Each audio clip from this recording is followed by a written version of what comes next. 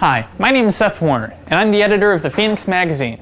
Today we have a very special interview for you with Mr. Gary Waugh, who's an English teacher at Pomperaug High School. Let's see what he has to say. So hi, Mr. Waugh, how are you? Hi, Seth. Good. How are you? I'm all right, thank you. So I guess the first question would be about your background. Where did you grow up? And did you do anything before teaching? I grew up in Waterbury. I graduated from Kennedy High School. I was going to go into a different profession. I considered law. Really? And was accepted into law school in D.C. at Catholic University. Oh, wow. And I also was thinking about going to study Irish literature. That was my plan when I left college. I was going to go to Trinity College in Dublin. And then I student taught in this little town of Rehoboth, Rhode Island, and I very much enjoyed it. I had ninth graders, and they were very enthusiastic and fun, and I decided when I was finished with that I would apply for some teaching jobs, and that was about 37 years ago. So here you are. Yeah, here I am. Excellent. Now, aside from teaching, and maybe this doesn't apply to you, but do you have any cool second professions like a professional canoe jouster? No, I am a maple sugar producer.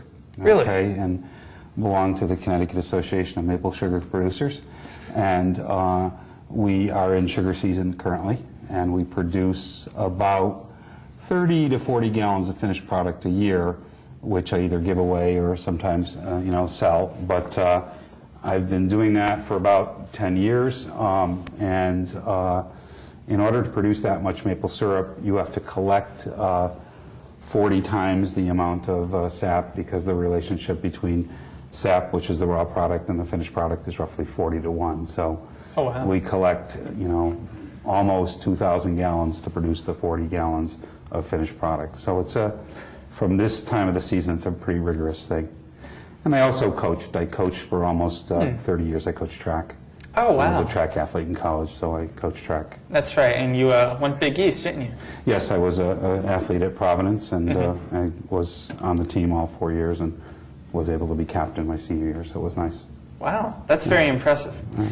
So, you did mention about your student teaching in Rhode Island, but, what was it about the student teaching? Why did you become a teacher? Just the enthusiasm of the kids, and the fact that they wanted to learn, and that every day I look forward to going to work. It was a fun job. It wasn't like, oh my God, I don't want to get up and go down there. I just couldn't wait to get back there. And when I started to look at the other professions, law or going to graduate school for 4 to 6 years, I decided that I was more meant to do this, and that's why I decided to do it. So I started out in Woket. I was teaching 8th grade English initially, and then I went to the high school level there, and 28 years ago I came here after spending 8 years in that previous job. So. Now, since you started, in what ways has the job been similar or different as opposed to 37 years ago? I say this to people all the time, and they don't believe me, but I think kids are much more serious today and much more interested in doing well than they were 20, 30 years ago, at least in my experience, okay? And that sometimes could be location-based, where you teach versus where I'm teaching now. But I think in general that kids want to be successful, they want to learn, they're open to ideas, most of the students that I've had are college-bound, so they're concerned about being successful, about learning how to write, about learning how to think, and I find it, really inspiring some days where they, really make me think about things that I haven't thought about before. So it's fun. It's a fun job. Excellent. Now, very quickly, if you were a superhero, what kind of powers would you like?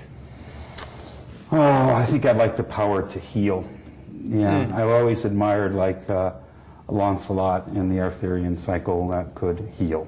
So I think I would like to be able to do that. And I think in my current situation with a relative that's sick, having those powers would be really positive and important to me. Yeah. So. Okay. Now, say we had a 27-day weekend right now. how would you spend your time? Do you have any hobbies or passions? Well, I think I would be skiing, especially this time of year, for most of those days. Okay? Oh, okay. I would be in some mountain-removed area with great views and good powder, and I probably would be pretty sore because my back doesn't like it when I ski too much, but that's what I would be doing. Yeah, I do it anyway. Well, that's good. Yeah. Now, obviously, you're an English teacher, so you're more diversified in this area than most people. But what do you like in the ways of films and books, TV? Well, I watch a lot of politics, to be honest.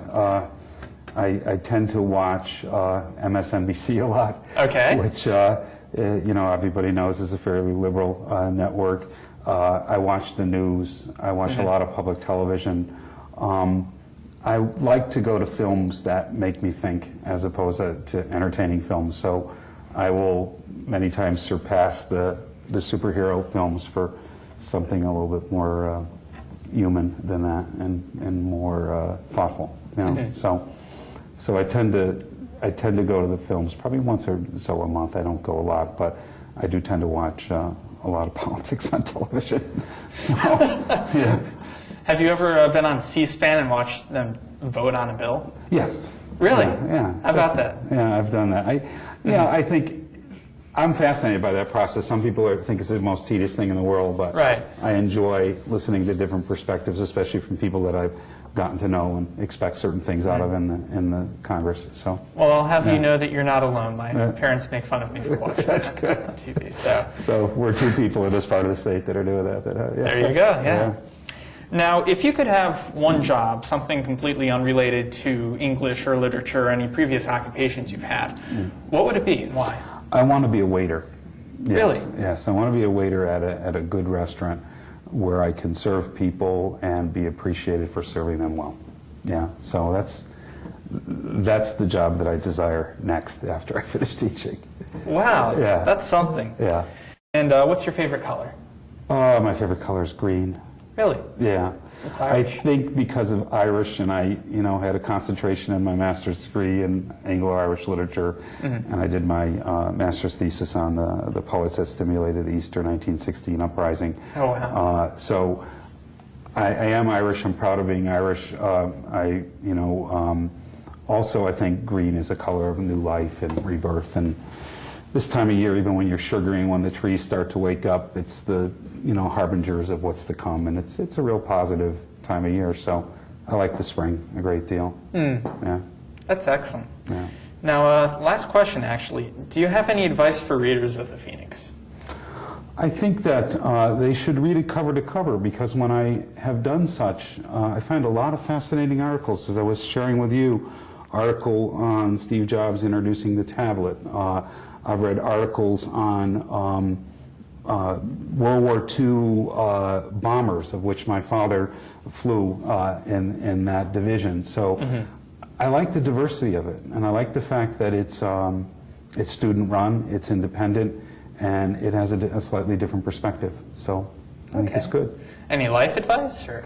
Life advice, I think, is to really sort of enjoy your life as you have it now, and to look forward to things, and to be positive and upbeat, and to be friendly. I mean, I think I start every class by saying hello to every kid. That's and I think being friendly will get you far in life, and it'll give you a lot back as well.